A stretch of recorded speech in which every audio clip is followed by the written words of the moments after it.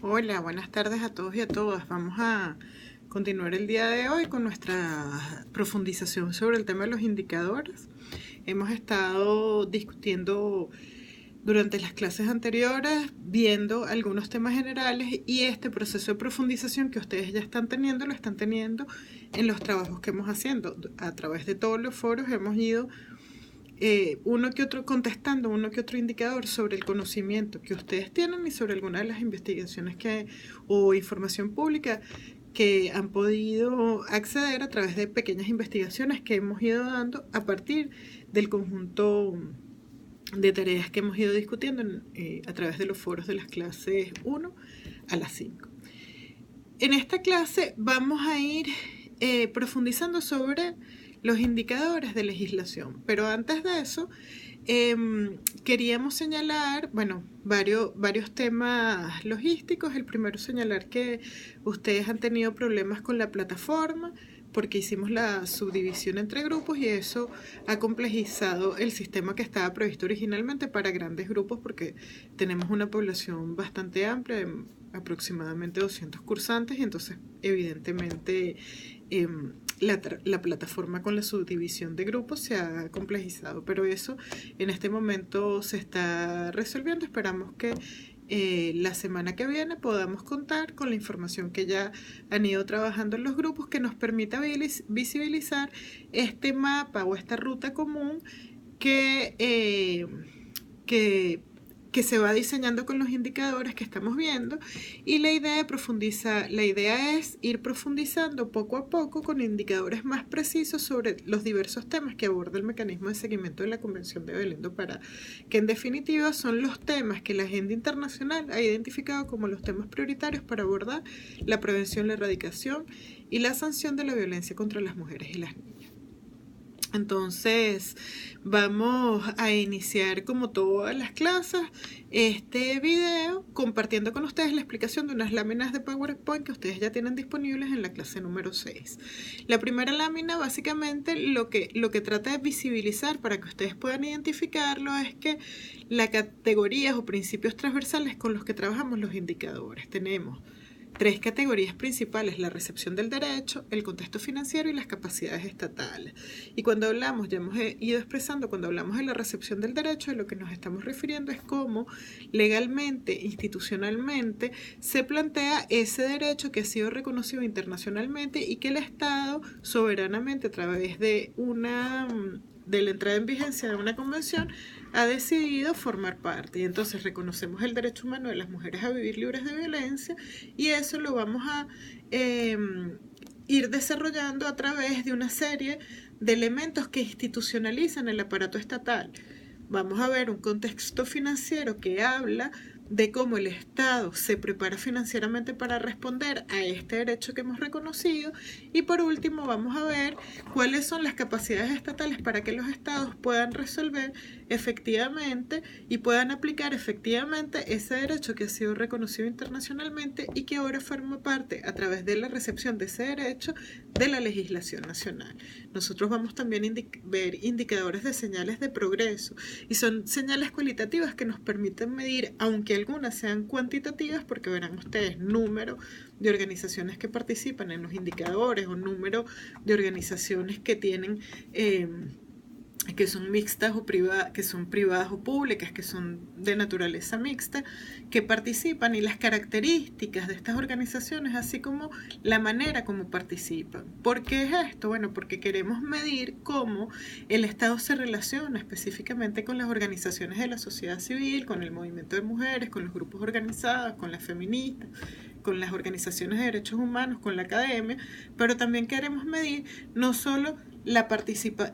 cómo se registran y cómo se contienen, sino cómo, si hay un vínculo directo, y de eso nos va hablando la respuesta que tienen los indicadores. Ustedes también en la clase 6 van a tener a disposición la respuesta del Estado colombiano. ¿Por qué del Estado colombiano? Bueno, porque tenemos un Estado que nos contesta los indicadores, hay varios participantes de Colombia y varias participantes de Colombia, y eso nos va a permitir una interacción entre lo que conocemos en nuestro trabajo diario con lo que nos contesta el Estado colombiano, pero además nos va a permitir una línea de comparación con aquellas cosas que hemos discutido y que hemos abordado en las actividades hasta el día de hoy, que nos va a permitir también desarrollar las siguientes actividades. Tener un punto de referencia de un Estado que nos brinda información, nos permite ir identificando qué cosas tenemos, qué cosas sabíamos, qué cosas no sabíamos y qué cosas tenemos en otros países que son o que nos permiten mejorar la experiencia colombiana. Y eso nos da también como la visión no solo comparativa, sino la visión hemisférica de la complejidad del tema que se aborda. Entonces, la idea es que estos indicadores que vamos a ver ahorita y en los que vamos a profundizar y vamos a explicar un poco más, podamos ir viéndolo en paralelo. Ustedes cuando revisan este video puedan ir viendo con un caso concreto, que es el caso Colombia, pero también en la mente con lo que ya han ido contestando en las tareas que han ido participando, pero también con lo que ustedes conocen y no han ido identificando y que cuando lo ven ahí dicen, bueno, en mi país, en el caso, por ejemplo, yo soy venezolano, en el caso de Venezuela es esto, o en el caso de Ecuador es este, o en el caso de Brasil es este. Entonces, esa es la actividad que vamos a ir desarrollando a lo largo de esta clase. Para dar inicio al análisis de la recepción del derecho en los indicadores que tienen que ver con legislación, lo primero que tendríamos que decir o reiterar es que este proceso de la recepción del derecho tiene que ver con cómo el Estado en el aspecto jurídico responde a ese derecho reconocido. Por eso ustedes van a ver que uno de los primeros indicadores es identificar o consignar la jerarquía normativa de la Convención de Belén do Pará. Bueno, sabemos que hay una discusión para aquellas personas que son abogadas o que han estudiado Derecho Internacional Público sobre la jerarquía de los tratados. Algunos de los tratados de la región, algunos de los estados de la región, los tratados tienen rango constitucional, en otros estados solo tienen rango legal y en otros estados tienen un rango intermedio, digamos, que están entre las constituciones y las leyes orgánicas. Nosotros queremos, al preguntar esto, queremos identificar el rango que tiene la convención y hasta qué punto la existencia de la convención genera unos compromisos muy concretos en el Estado. Pero cuando analizamos no solo la recepción del derecho, también analizamos los otros ejes que son verticales. ¿Cuáles son los indicadores estructurales? Cómo el Estado se acomoda frente a esta declaratoria de que un tratado tiene cierto y determinado rango, pero también cuáles son los procesos que dan respuesta a este rango legal o constitucional y cuáles son los resultados que se van teniendo. Y esos resultados son muy relevantes porque esos resultados de alguna manera van a significar la línea de base a partir de la cual iniciamos a medir un progreso, iniciamos el proceso de medición progresiva de las medidas que se han ido implementando, con la idea de que siempre tengamos el mismo elemento que nos permita evaluar cómo se ha ido logrando ese objetivo de cumplir con este tratado internacional, con estas obligaciones internacionales derivadas del tratado. Y entonces ustedes van a ver que tenemos en la recepción del derecho la incorporación de Belén do Pará al ordenamiento jurídico nacional, la incorporación del concepto de violencia basada en género de acuerdo a la convención. Y entonces aterrizamos de la convención allá al concepto de violencia. Fíjense ustedes que la mayoría de los compañeros de Brasil y las compañeras de Brasil, cada vez que han intervenido, han planteado que la ley María da Penha es una ley que está hecha conforme a la Convención de Belén do Pará, porque es un mandato al Estado brasileño a través de un caso, que es el caso María da Penha. Eso fundamentalmente es cierto, pero cuando nosotros analizamos realmente a través de este indicador si se incorporó el concepto de violencia basada en género establecido en la Convención de Belén do Pará, veremos que no es 100% cierta en la medida que si bien la Convención establece el concepto de violencia basada en género, lo desarrolla en 3 ámbitos distintos, que es el ámbito privado, el ámbito público y frente a los agentes estatales. Y nos daremos cuenta que la ley María da Penha, para aquellos compañeros y compañeras que son de Brasil, es una ley que tiene un perfil de ley integral, sin embargo, se circunscribe únicamente al ámbito privado y eso va a generar otras limitaciones derivadas de la necesidad de legislar o la necesidad de armonizar las obligaciones de Belén do Pará en todo lo que se refiere al reconocimiento de la violencia de género en otros ámbitos como el ámbito público o el ámbito referido a las relaciones entre las mujeres y las niñas y los agentes del Estado. Pero fíjense, si además de identificar eso en el ámbito del proceso, también lo identificamos en el ámbito del proceso, identificamos, bueno, cuáles son las leyes que desarrollan estos conceptos y cuál es la cantidad de informes presentados por el país o la cantidad de contrainformes que se presentan, porque una vez que se reconoce que hay un tratado internacional y que pertenecemos en función de ese tratado a un órgano como por ejemplo el MESECBI o un órgano como por ejemplo la CEDAW, entonces el Estado también hay un proceso que tiene que desarrollar, que es el proceso de rendir cuentas de cómo está implementando ese tratado, y precisamente eso es parte de lo que se mide, que los Estados nos puedan decir, bueno, no solo reconocí y me hice parte reconocí este derecho y me hice parte de este tratado porque me interesa, sino que además de manera inmediata y con conciencia empecé a contar en los órganos del tratado hasta qué punto estamos cumpliendo o no y cuáles son los esfuerzos que estamos utilizando para garantizar esos derechos. Después, cuando ustedes se trasladan, van a ver que en los indicadores de resultado tenemos unas tasas. Esos indicadores, en general, los indicadores de resultado refieren a tasas, refieren a porcentajes, refieren a un resultado que da todo este proceso que supone la implementación de un tratado. Y sobre todo nos sirven en los primeros reportes para identificar cuál es la línea de base de la que partimos. Por ejemplo, cuál es la línea de base, cuántas son el número de mujeres que reporta ser víctima de violencia. ¿Cómo lo reporta? Bueno, lo reporta a través de encuestas. Habíamos hablado de cuáles son los registros que utilizamos, ¿verdad? Y entonces, bueno, tenemos un primer registro que es el registro de las encuestas, que son bien encuestas de violencia, bien encuestas de salud, bien encuestas de relaciones familiares, que nos permiten identificar a aquellas mujeres que dicen yo he sido víctima de violencia, y yo he sido víctima de violencia en mi casa, yo he sido víctima de violencia en mi trabajo, o yo he sido víctima de violencia en el espacio público, en el espacio privado. Pero también hay unos indicadores que nos permiten señalar cuál es el porcentaje de los registros administrativos. Y entonces tenemos registros administrativos que nos hablan del número de casos que llegan al sistema de administración de justicia, por ejemplo, y cuántos de esos casos que llegan al sistema de administración de justicia, cuál es el porcentaje relevante para casos vinculados con violencia contra las mujeres. Tenemos también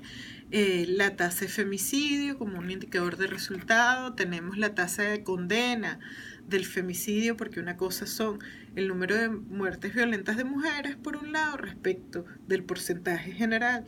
de mujeres de la nación o del estado que se está analizando, pero otro porcentaje es la tasa de condena en los casos de femicidio. Cuando nosotros podemos analizar ambos números, ambas cifras, podríamos identificar también un índice de impunidad entre las mujeres que mueren violentamente por razones de género y qué es lo que pasa, por ejemplo, en muchos temas de violencia, como el tema de violencia sexual contra niñas menores de 14 años, que tenemos una tasa de embarazo en niñas menores de 14 años en varios de los países de la región, porque son tasas que se llevan muy regularmente a través de los sistemas de salud, pero al mismo tiempo cuando comparamos eso con la tasa de condena de violencia sexual para niñas de 14 años, vemos que hay una brecha muy importante de ese derecho de las niñas de vivir libres de violencia, en tanto la mayoría de nuestros países reconocen como delito la violencia, las relaciones sexuales con niñas menores de 14 años, en muchos casos es con niñas menores de 18 y en el caso de las niñas menores de 14 es un agravante. Pese a ello, cuando revisamos las cifras de violencia sexual versus las cifras de embarazos de niñas menores de 14 años, vemos que hay una gran brecha de realización de ese derecho de las niñas a vivir libre de violencia, pero también de ese derecho de las niñas de tener acceso a la justicia, porque la mayoría de esos casos no llegan al sistema de administración de justicia. Y entonces esas tasas también nos permiten medir eso, lo que identificamos como el índice de impunidad, la cantidad de casos que nunca llegaron al sistema de administración de justicia, y peor aún, la cantidad de casos que llegaron al sistema de administración de justicia y nunca fueron resueltos, o nunca fueron resueltos positivamente para las mujeres y las niñas. Otro tipo de indicador estructural que ustedes van a ver es que nosotros listamos con mucha claridad los diferentes tipos de violencia que ustedes ya han ido listando en las tareas que han hecho. Hablamos de violencia sexual, hablamos de violencia entre conflictos armados, crímenes, tortura, crímenes de guerra, violación, abuso sexual dentro de la familia nuclear. Estamos hablando de violencia sexual dentro de las relaciones matrimoniales, pero también dentro de las relaciones de hecho, porque lo que tratamos de identificar a través del indicador son todos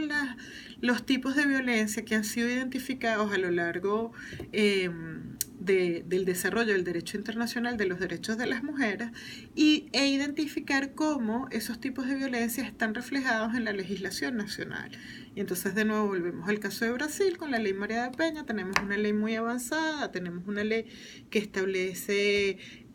una ley ampliamente que desarrolla obligaciones de hacer para el Estado, pero también nos damos cuenta que se queda en el concepto bien limitado porque es el concepto referido a la violencia en la familia o en el ámbito doméstico, con lo cual todas las relaciones de violencia que se dan en ámbitos de poder distintos al ámbito familiar quedan por fuera de la ley María da Peña. Entonces la idea no solo es visibilizar esos otros mecanismos de violencia, sino visibilizarle al Estado que esas violencias tienen que estar previstas en alguna otra norma. Y entonces queremos ver la jerarquía de la norma, queremos que nos transcriban cuál es el concepto de violencia que se utiliza, queremos identificar realmente qué cosas han sido tipificadas por normas penales o han sido tipificadas también por normas administrativas. Y cuando hablo de normas administrativas, quiero poner el ejemplo de que trasladémonos a todo lo que significa la violencia en los recintos educativos, que en general se trasladan a procesos administrativos de órganos públicos que son competentes para conocer los casos de violencia en el ámbito educativo, ¿no? Por otro lado, cuando hablamos de proceso, también vamos a hablar, y entonces vemos que los indicadores se analizan de manera, digamos, son como olas de análisis que no son simétricas, que están relacionadas y que son complejas y que no pueden ser leídas como un indicador más otro indicador. El resultado es si se cumplió o no se cumplió, porque lo que tenemos que analizar a lo largo de toda la lectura de la respuesta a los indicadores es hasta qué punto el Estado está comprometido y está desarrollando actividades, planes, leyes y procesos que nos permiten abordar realmente y de una manera eficiente la violencia contra las mujeres. Entonces, por ejemplo, el otro tema que quería comentarles es el número de oficinas, secretarías o mecanismos estatales especializados de violencia y con cuál cobertura se cuenta. Porque entonces queremos evidenciar algo que ustedes han leído, algo que hemos visto, algo que conocemos, algo que sabemos, que es tratar de identificar la brecha de cobertura en el derecho para aquellas mujeres que viven en sectores, por ejemplo, rurales, para aquellas mujeres que tienen necesidades distintas o para aquellas mujeres que se encuentran, por ejemplo, viviendo en comunidades indígenas que tienen una cultura totalmente diferente. Entonces queremos abordar hasta qué punto y dónde se da esa brecha de cobertura, si estamos hablando de oficinas nacionales, cuál es la cobertura de esas oficinas nacionales, si estamos hablando de oficinas provinciales, cuál es la cobertura de ese organismo que está encargado de cumplir esa ley que ha sido desarrollada por ese tratado que nos generó una obligación internacional. Y en el mismo sentido, no solo hablamos de esa capacidad del Estado de decir, bueno, usted ya tiene una ley, usted ya tiene una institución o varias que están obligadas por hacer cumplir esta ley, sino que además usted está obligado a formar a los funcionarios que están encargados de cumplir esa ley. Y entonces ese es otro elemento que nosotros medimos, cuáles son esos procesos de formación, a quién benefician, dónde están esos funcionarios y funcionarias que reciben esos procesos. ¿Son procesos estructurales? ¿Son procesos que ocurren esporádicamente? ¿Son procesos que forman parte de la necesidad de dar respuesta a la población activamente? Y ahí también empezamos a ver cuáles son las capacidades reales de los estados para periódicamente, bien para tratar un tema específico, pero también estructuralmente para que no se quede en el recuerdo, digamos, parcial, cuando es el Día de la Mujer, el 8 de marzo, o cuando es el Día de la Lucha contra la Violencia contra las Mujeres, que es el 25 de noviembre. Queremos ver que esos sean elementos periódicos, pero también queremos ver estructuralmente procesos que no cambian, sino que se mantienen en el tiempo para profundizar la capacidad de los funcionarios encargados de cumplir la ley. Por último, en el tema de la recepción del derecho, yo diría que volvemos al elemento de la sociedad civil, que también preguntamos cómo participan las organizaciones y en qué medida hay un registro de esas organizaciones. Todo esto que hablamos, estamos hablando de cómo se recibe el derecho, cómo es la recepción del derecho, cómo es la recepción en el ámbito estructural a través de las leyes o de los planes, pero también en el ámbito del proceso y del resultado, porque es cómo interactúa esa ley con esos procesos que hacemos para hacerla eficiente y para hacerla efectiva. Pero luego pasamos al contexto financiero, que es el otro eje transversal. Y nos preguntamos muchas veces, bueno, ¿con qué presupuesto se cuenta? Y cuando pensamos en legislación, también en esa columna, en normas, en legislación, en cómo se diseña dentro del aparato normativo estatal ese derecho que estamos asumiendo, que deberemos garantizar, tenemos que pensar no solo en las leyes de violencia contra las mujeres, tenemos que pensar, por ejemplo, también en las leyes que están llamadas a generar procesos presupuestarios que garanticen presupuesto para esas funciones. Y entonces ahí pensamos en las leyes nacionales de presupuesto o en las leyes nacionales de violencia contra las mujeres, que establecen la obligación de tener partidas de presupuestarias porcentuales fijas para que los estados designen esas partidas, diseñen esas partidas con enfoque de género y dirigidos a atender el tema de la violencia. Y cuando hacemos este análisis nos damos cuenta que parte de esa brecha de realización también está relacionada con la capacidad o no de los estados de asignar presupuesto y asignar un presupuesto que va más allá de el mero mantenimiento del aparato estatal, sino que tiene que ver también con la capacidad que tiene el Estado de distribuir esos recursos para que esos recursos dedicados a la promoción, defensa, vigilancia y sanción de la violencia contra las mujeres no se agote en el Mecanismo Nacional de las Mujeres, por ejemplo, sino que haya un presupuesto que vaya también, por ejemplo, para la medicatura forense, para la formación de los médicos forenses o para la formación del personal del sistema de administración de justicia o para el personal del sistema de las casas de acogidas o para el personal que trabaja directamente con las mujeres que son víctimas de violencia, entre otros también el personal de salud, para generar procesos educativos en el Ministerio de Educación, pero también procesos educativos en el área de la salud, en el área de los agentes policiales, digamos que no se agote en el Mecanismo Nacional de Violencia, que habitualmente y todavía en la región son mecanismos pequeños, con recursos limitados, que carecen de capacidad para ampliar planes y proyectos, dado que tienen en su mayoría presupuestos reducidos. Y entonces, ¿qué tratamos de identificar? Bueno, cómo en esos presupuestos se refleja el tema de la violencia contra las mujeres, tanto a nivel nacional como a nivel estatal y municipal, pero también a nivel del Ejecutivo y de las demás ramas del poder público. Y eso es un elemento muy importante para que tomemos en cuenta. Y por último, señalar que al mismo tiempo nosotros pedimos que se nos informe cómo se hace pública esta información, y precisamente tiene que ver con la posibilidad de que las organizaciones, de nuevo transversalmente, tengan información transparente, adecuada y pertinente que les permita, por ejemplo, participar en la discusión del presupuesto que se va a hacer, pero también en la visibilización o en el monitoreo de ese presupuesto. Para concluir, vamos a ir a las capacidades estatales y me voy a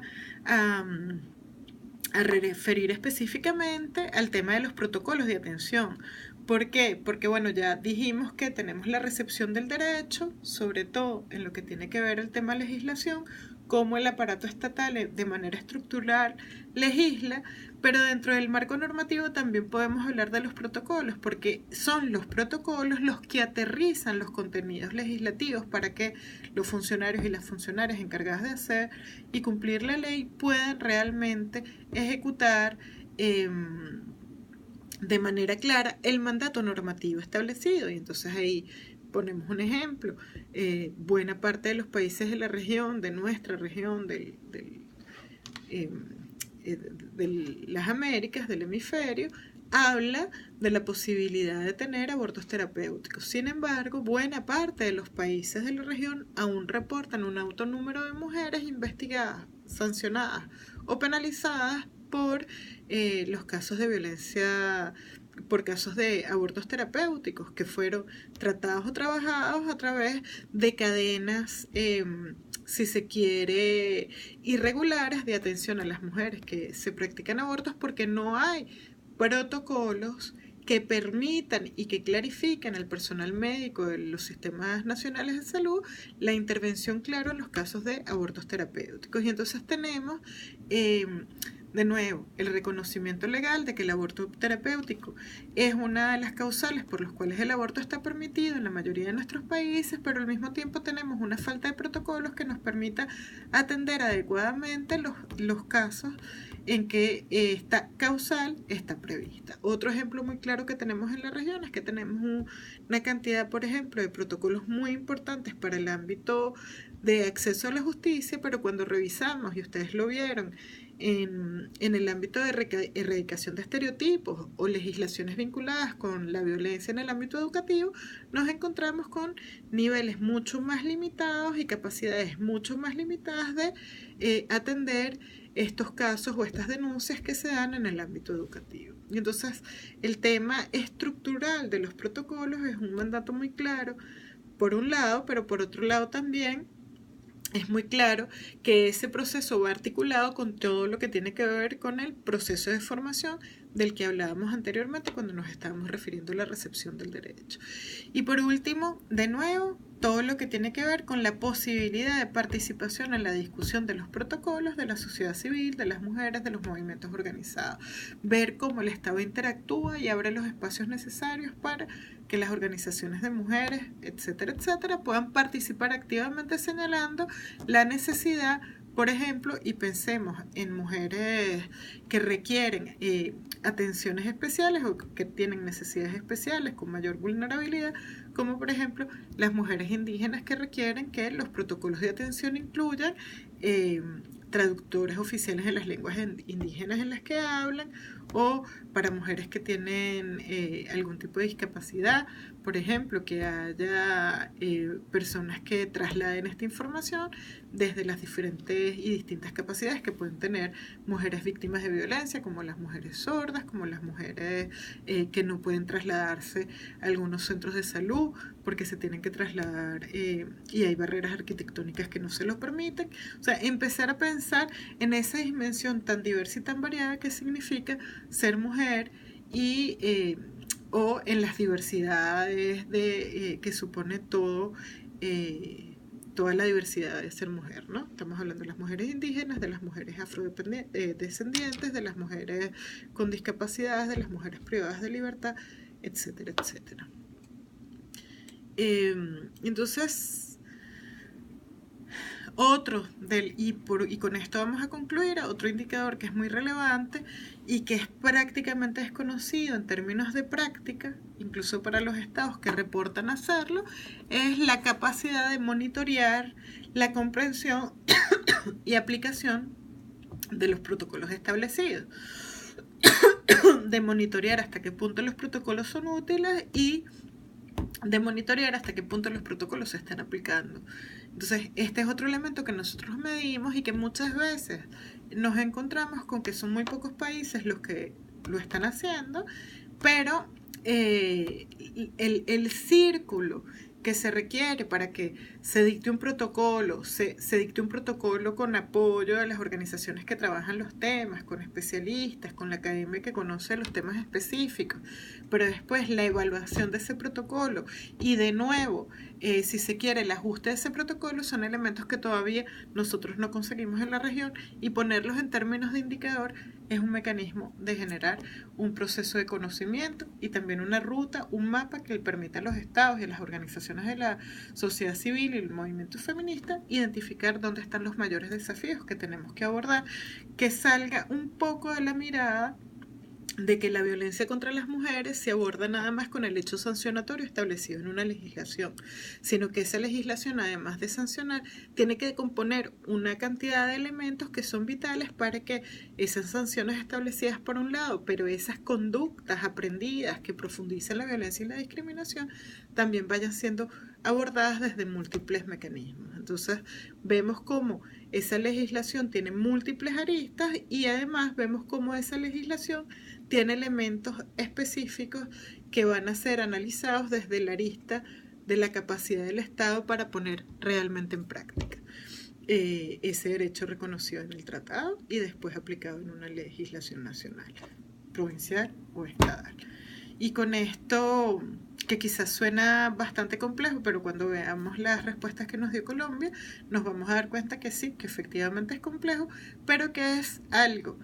que conocemos, que lo hemos leído, que lo hemos aprendido, pero que nunca lo habíamos puesto juntos y que eso nunca nos había permitido tener una mirada completa de una política pública integral de acceso a la justicia de las mujeres víctimas de violencia. Entonces, con esto vamos a cerrar la clase de hoy y vamos a dejar espacio para el análisis de los indicadores de planes nacionales que vamos a ver en la siguiente clase. Hasta luego.